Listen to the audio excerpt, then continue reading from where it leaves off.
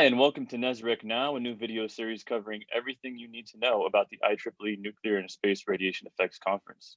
In this episode, we'll discuss the review process for summaries submitted to the conference and provide information to help reviewers navigate this process. I'm Greg Allen of NASA's Jet Propulsion Laboratory, and I'm here today with Dr. Dan Fleetwood from Vanderbilt University, Dr. Pascale Gouker from MIT Lincoln Laboratory, and Dr. Rubén García Alía from CERN, who will provide their insight into today's topic. Welcome, everybody. So I'll just go ahead and get started with the first question here. And Dan, I'm going to start with you. What is the general review process for NSREC? All right, so in terms of the summary review, after summaries are submitted, they go out to the session chairs, and then session chairs distribute those to reviewers. And usually the review process takes about a month, and then a MELD meeting is held to select papers for the conference, and scores and comments that are provided by the reviewers of the summaries are used to help the session chairs and ultimately the technical chair select papers for presentation at the conference. And as you're reviewing summaries, that's really what you should keep in mind, that your scores and comments are intended to help decide whether or not a paper is interesting, technically valid, ultimately could support publication in the TNS, and something that people would be willing to show up and listen to at NSREC. Thanks, Dan. Rubén or Pascale, is there anything you'd like to add to that? Yeah, no, I think that explains the procedure quite clearly. Of course, there are then some details which depend a bit more specifically on the technical chair or the session chair. So how many reviewers see each paper? Do you want to have every reviewer of your session going through to avoid bias, or do you want to still kind of split the papers and assign a few to some reviewers, a few to others? So I guess these are some details that have a level of flexibility depending on each edition, but I think in general lives it's quite standard. And of course, one thing that is avoided is any type of conflict of interest. So we try to always make sure that we are reviewing papers with which we don't have a special link or attachment. But yeah, I think otherwise that covers the key points. Thanks, Rubén. Pascale? You have addressed all the key points. I would say it's important also to pay attention to the deadlines.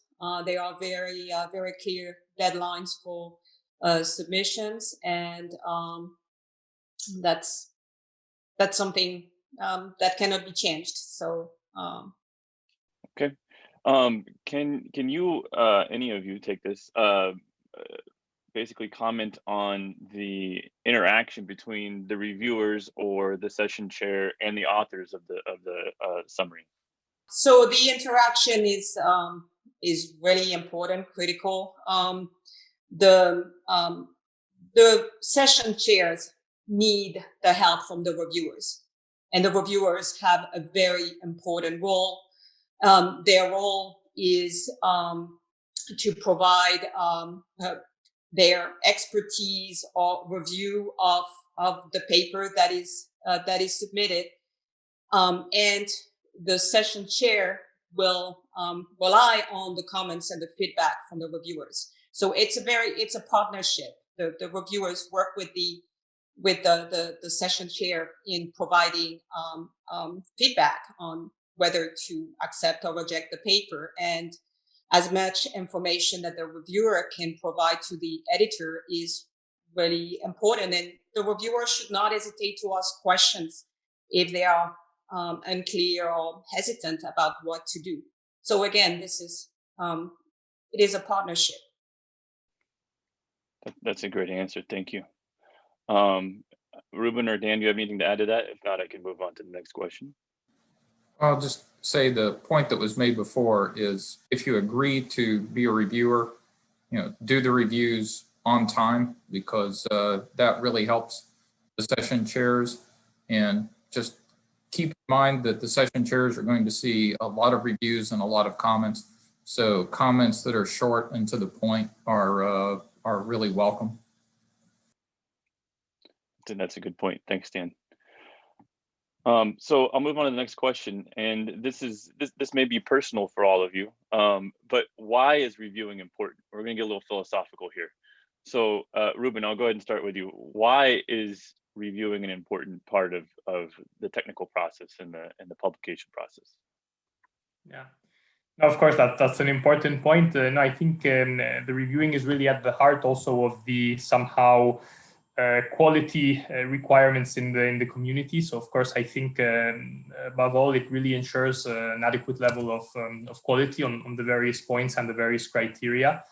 I think it also kind of ensures a very fair and independent evaluation, so that we are really in good hands in that sense, in terms of having multiple and expert opinions on this. And I think personally, I think it also somehow gives it valorizes our work in the sense that receiving feedback on what we've produced and also sometimes suggestions, ways to improve. I would say that some reviewers are sometimes kind of the anonymous co-authors of some papers because they can really touch on key points that can help improving the work. So yeah, I think all in all, it just ensures the high quality and it helps improving that quality. Yeah. Thank you, Rubén. Pascale, do you have anything you'd like to add to that? I would say the review and the peer review process is what helps overall and the publication improve the knowledge in our field, and which is providing scientific progress. So this is an integral part of how, as researchers, again, we move forward, having the reviewing process and the selection of papers and presentation of papers of significance. Thank you. And Dan, I'll wrap that question up with you. Why do you think reviewing is important? Reviewing is at the heart of the publication process, and having peer review, having professional, useful, focused comments helps the authors, and especially in the context of NSREC summaries, it's the quality of the review process that ensures that we'll have a conference that people will benefit from and enjoy attending. Thank you. So I remember being a first-time reviewer and feeling very privileged to have that role. But I also kind of felt, how do I say, overwhelmed in a sense, because I wanted to know how to approach this, right? This is my first time doing this. How do I do this? So I'm going to ask the panel, as a first-time reviewer, where do you start? What's the approach for receiving this stack of summaries and going through them and providing an adequate review for the conference? Well, I can start. Well, but first, don't hesitate to ask questions, but use the guidance of your session chairs. The session chairs, all the technical chairs, are there to help you because they want you to help them. So usually when you receive an invitation to be a viewer, you will receive a detailed instruction on what is expected from you. And you can ask questions. And then when you receive the manuscript, you will have, again, detailed instructions from your session chairs that will guide you on how to do the review, what are the criteria for that review. And of course, by when to do the review. And you should, as I mentioned earlier, you should leverage the partnership that you have with the session chair. Don't hesitate to ask questions if it is unclear on what you have to do. Go on the NSREC website or on the IEEE TNS website and Google, and you will find further guidance and information on how to do the review of the summary. Thank you. Dan or Rubén, is there anything that you would like to add to that? Well, I'll add to that in that when I was a younger, less experienced reviewer, I tended to review the summaries similarly to the way that I might review a TNS paper. And, that's really not the way that that you would want to do that. Remember that the summary is really to establish whether or not good work has been done or work of high technical quality that is likely to lead to a publication in July, and not necessarily something that in 4 pages is a complete story. So don't expect the authors to have put in everything into a summary that they would in the paper, and don't grade them overly harshly if they have to defer some of the details for the full paper. So really now I just look to see, is it something that's interesting? Is it something that's technically correct? There's enough details that you can tell that the work is either correct or mostly correct, and that it's likely to lead to a good paper. And I try to limit my comments to the 2 or 3 that are most significant, instead of writing up a couple of pages like you might for a TNS paper. Yeah, that's a great piece of advice. Yeah, it's a very different type of review, and I think it takes some time to notice that, because as an early reviewer, it's harder to tell the difference between the two. So I think that's a good point. And then, of course, another recommendation, of course, Pascale mentioned interacting with the session chair. That's, I think, crucial. Also, maybe more experienced colleagues in your institute, they might be able to give a hand in terms of how to address the review. And of course, to make sure to allocate the adequate time for it, because I think reviewing is rewarding, but it's also quite demanding. And of course, this is something that we should say as well, hopefully not scaring off too many people, but I think it's the reality, and it deserves really some focus and some time to it, definitely. Yeah, and Rubén just made a really important point. From the standpoint of those of us who have been in the community for many years, we really do look at the summary reviewing process and the TNS paper reviewing process as opportunities where younger members of the community or people who are transitioning into the community should take advantage of asking more senior colleagues when they have questions or so, because this is a very important part of the mentorship process. That's a good point. Thank you. So I guess I want to get into talking a little bit about the specific review criteria. Dan, you had alluded to some of the topics, but I'm wondering if any of you can kind of expand and break down the scoring matrix a little bit more. So I'll open that to the panel if anyone would like to expand on exactly what we're looking for each of the scoring topics. Yeah, so I think here in this sense, that's quite standard throughout the conferences, and I think there the keywords are, and I think Dan already mentioned a few, right? But the technical quality, the originality, the written expression, which is typically linked to the level of clarity of the paper, and the relevance. So these are the 4 categories on which papers are based, with the difference that if we are talking about data workshop papers, there we would not evaluate the originality, but we would still evaluate the other 3. And these are the ones that we try to quantify in the evaluation, of course, trying to spread out as much as possible to make life easier then to the session chair and the technical chair in terms of taking the decisions.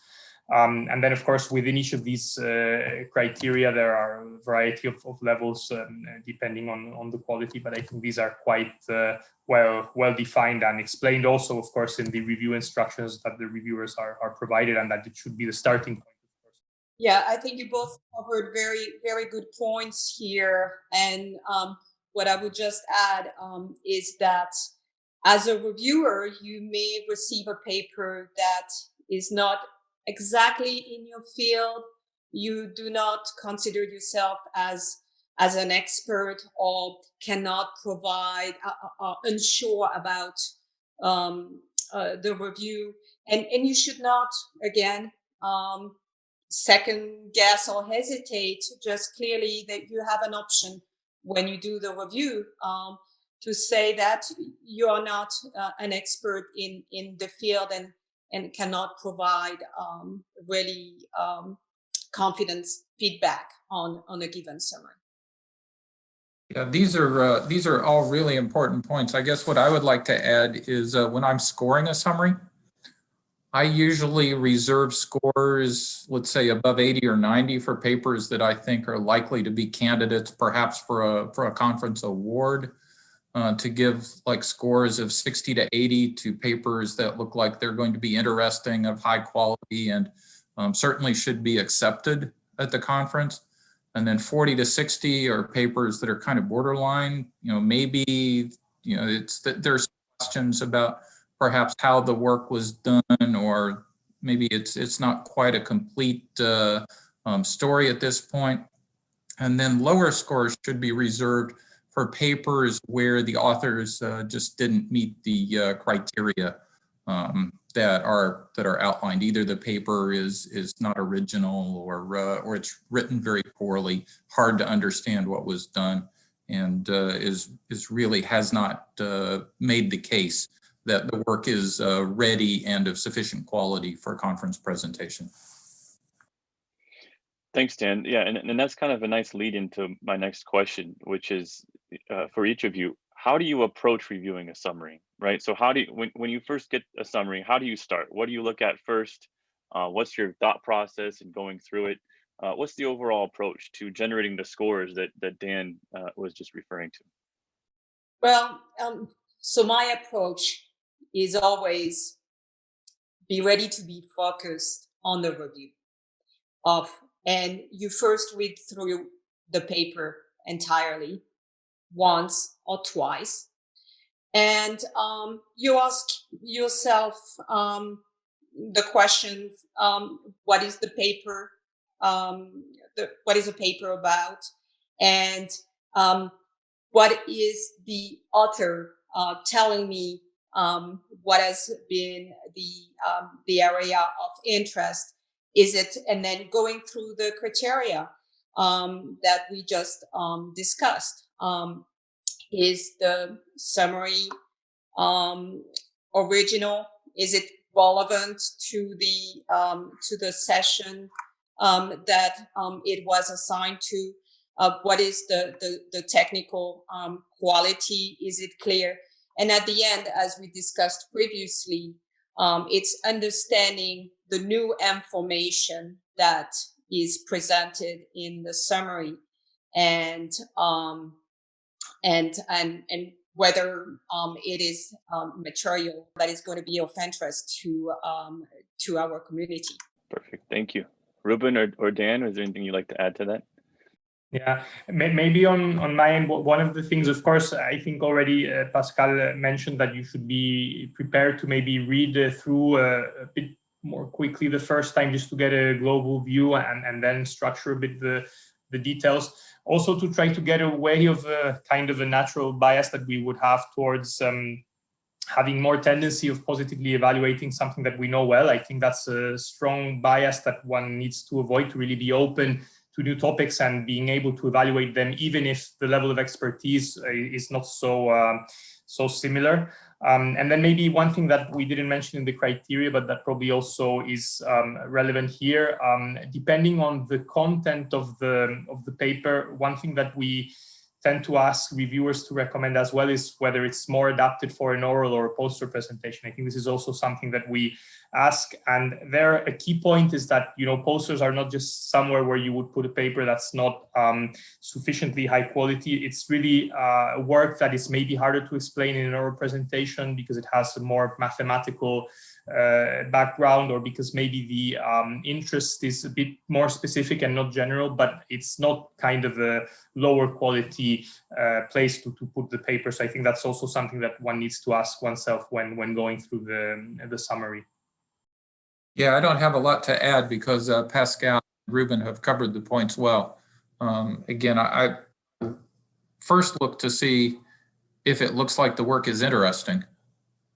And if it's not interesting, then is it not interesting because it's not an area that I work in which case it's like, okay, now you just try to judge the quality as best you can, and you click the box of, not within my area of expertise, so that the session chair knows that if it comes down to a difficult choice, that your opinion's not going to be perhaps as something that they should weigh as highly as someone who works in the field.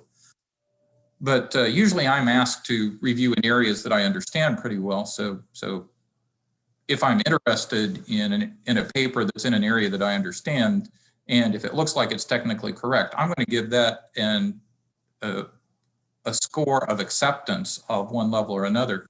And then I'll go, as Rubén says, to say, okay, would this best be presented most easily understood as an oral, most easily understood and presented as a poster? Or if it's high quality and data intensive, would it be something that would be best presented in the data workshop? Thanks, Dan. So this next question, I think, is really something that's going to help our younger authors in developing their papers. And so for each of you, what are the top reasons for a summary being rejected from the conference? I would say that there are a number of reasons, or there are many reasons that one can reject a paper for. But I would say one thing that maybe strikes out as one of the first that you really notice, okay, this is probably not going to go past the threshold, is when it's just unclear or very unstructured. I think this is something that really, when it's hard to get the point of what is being done, how it's being done, and why, I think that already kind of disqualifies a lot of the work. So I think the clarity is the key point. So probably that's one of the things to focus on. And then, of course, it has to have some level of relevance. So we don't only want things that are interesting, but that also have some level of application, or that at least the paper succeeds in explaining why that's relevant and important. But I would say the clarity is one of the first things that might disqualify when you're reviewing, and you might say, okay, it's just very hard to make sense of this work, I would say. Yeah, and I would have very good points. I would add another reason. It's because the technical content has already been published or is known. Clearly, you, as an expert, have done the same work and published it, or you know of a paper that is reporting exactly the same information. So that's another reason. Yeah, so there are kind of 6 categories that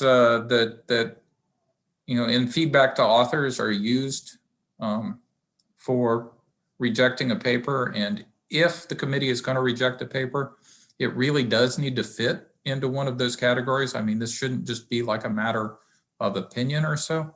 And so a couple of the things have already been mentioned by Pascale and Rubén, but also sometimes you'll get work that's not complete to the level that you can tell whether or not a publishable paper is going to come out of the work. So for NSREC, that's one of the standards that we use for level of maturity of the work for presentation at the NSREC. So, if the key experiments that are really needed to establish the most interesting part of the study are still in the future, then sometimes that will be considered too preliminary or too promissory. Sometimes it's just very clear that the work is technically insufficient in a way that's difficult for the authors to fix without going back and redoing something. If they've made grammar mistakes, or maybe their model is a little bit speculative or something like that, we try not to overpunish the authors for those kinds of things. Obviously, the work's not going to be at a level of maturity in February that it will be in July, but sometimes it's sometimes the authors have just had difficulties in either their data or their experimental design or the way that they collected the data. So, paying attention to presenting the details of the experimental work really clearly as an author, and looking for those details to ensure that you can understand the work that was done as a reviewer is really important as well. So Dan, you had mentioned there were 6 criteria that might get a summary rejected. Can you list out those criteria for us? Sure, I'd be happy to do that. So the 6 criteria that can be used for rejection at the MELD meeting are: if the work is considered to be inappropriate for NSREC, if the work is considered to be too much of a sales pitch without sufficient technical information, if, in the opinion of the reviewers, the work is technically incorrect or inadequate, which means not enough details have been provided to be able to judge whether the work is correct or not. If there's not enough new information, if, in the judgment of the reviewers, the work is too preliminary or too premature, or if it's a summary that's based on work that was previously published without any significant extension. So those would be the 6 criteria that the committee would use to determine whether or not a paper would be rejected. Great, thank you. I think that really helped both new reviewers and newer authors to the community. I appreciate those comments. Along the lines of rejection, can the panel speak to the quantitative aspect? I guess, is there a hard line for rejection in terms of scoring or scoring distributions, or is it more of a subjective kind of approach, given those scores, that the session chair or the technical chair of the conference is going to take into consideration? Can you talk a little bit to how the scores are applied to acceptance or rejection? Well, the scores are always the starting point of the discussion. So if all of the reviewers rate a paper within the acceptable category, that's usually a very short discussion. Or if all of the reviewers rate a paper as not acceptable, that's also a short discussion. And so most of the discussion at the MELD meeting are on papers where there are differences of opinion.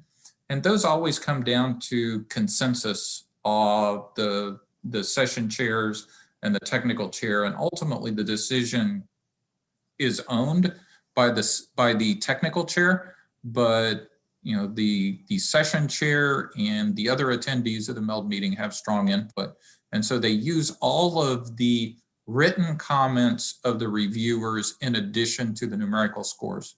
So having, those short to the point, 2, 3, or 4 comments that back up the score, why you think it's a great paper, why you think it could be okay, or where you find shortfalls in approach or presentation, are really important to write down, as well as the numerical score. Great, thank you, Dan.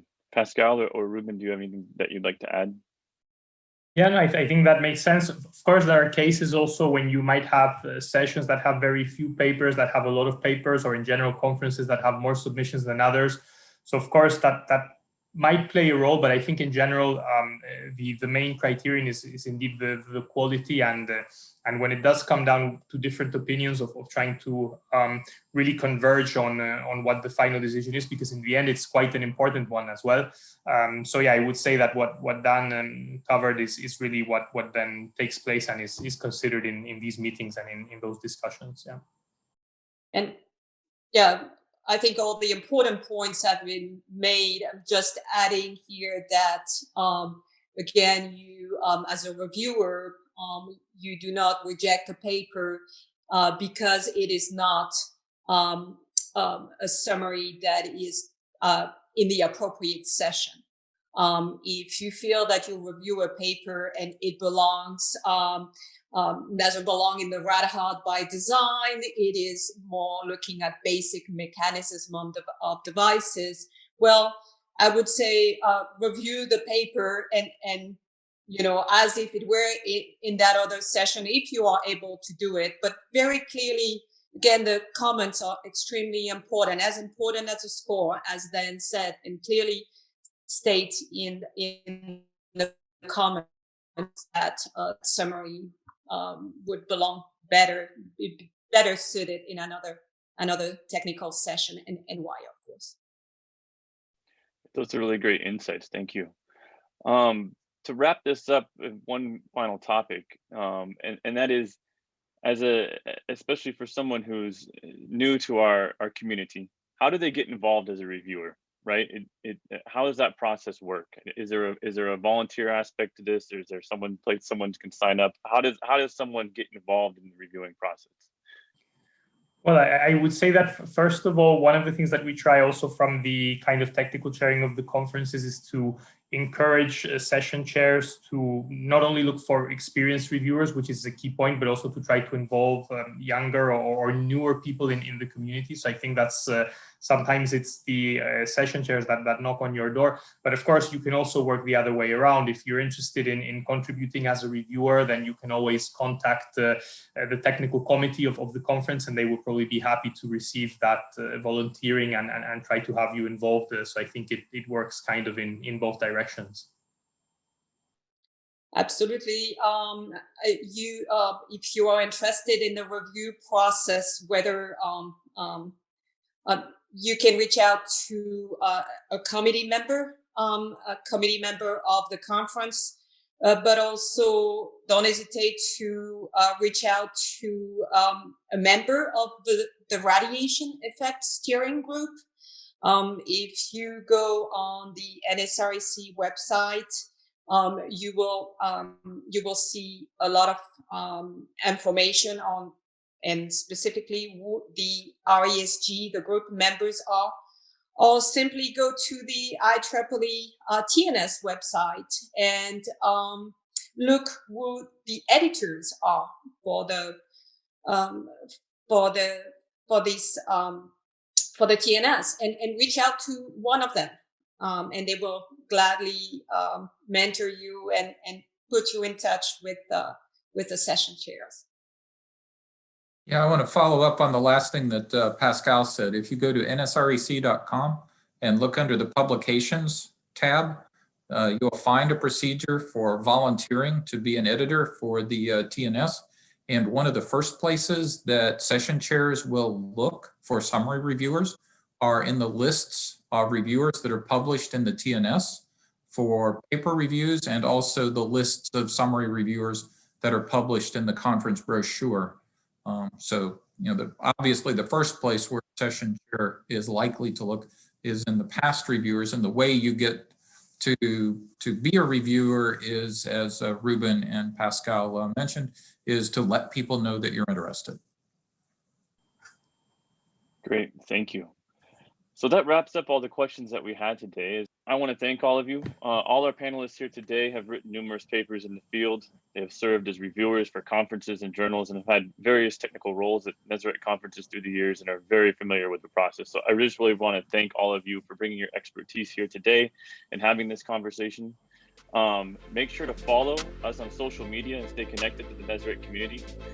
Check out the website for more information about the conference and to find out how you can become an IEEE member. And the links are below this video in the description. And thanks. We'll see you next time on the next episode of NSREC Now.